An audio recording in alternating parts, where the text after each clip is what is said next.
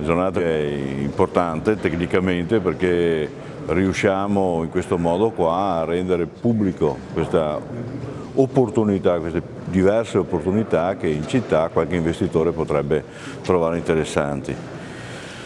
Assieme al Ministero della Difesa questo era già previsto da tempo e con oggi si concretizza, ecco, questa pubblicizzazione dei beni della difesa che possono essere reimmessi a produrre per la città, produrre nel senso che se vengono utilizzati, qualche investitore abbia l'idea giusta per rimetterli in funzione, è chiaro che la città ne trarrà beneficio, anche grosso beneficio, perché non sono piccoli, quindi dovrebbero poter produrre molto. Ecco.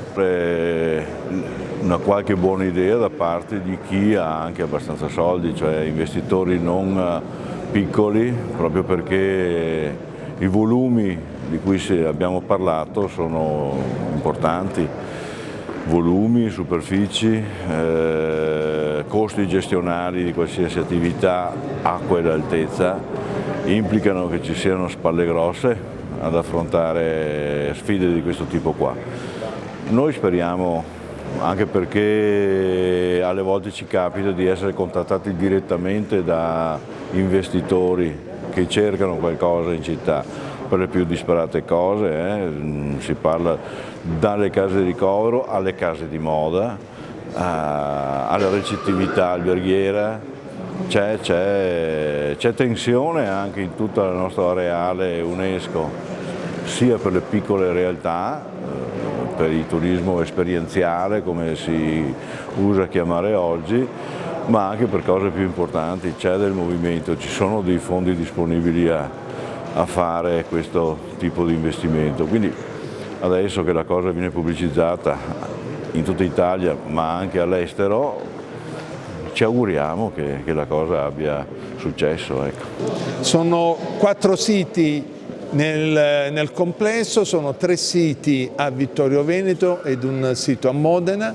Parliamo del Palazzo d'Oro Altan, parliamo dell'ex sede del Quinto Corpo d'Armata, Palazzo Piccin, parliamo qui a Vittorio Veneto, parliamo del magazzino Foraggi a Modena.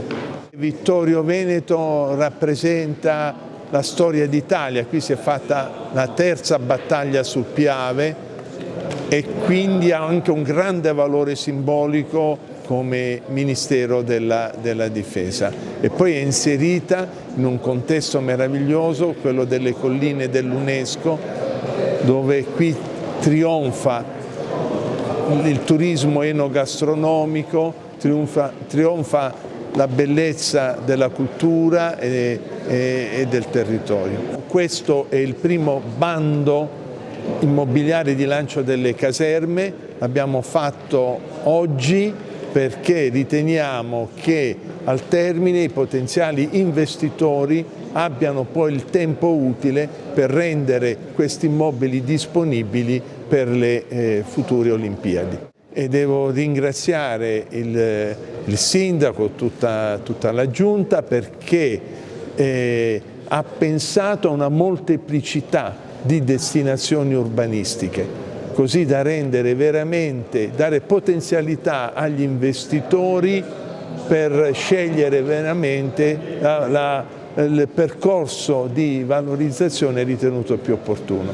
Era importante iniziare questo percorso, come è stato detto prima. Oggi è l'alba di un nuovo giorno, oggi si apre una nuova frontiera dell'immobiliare della difesa.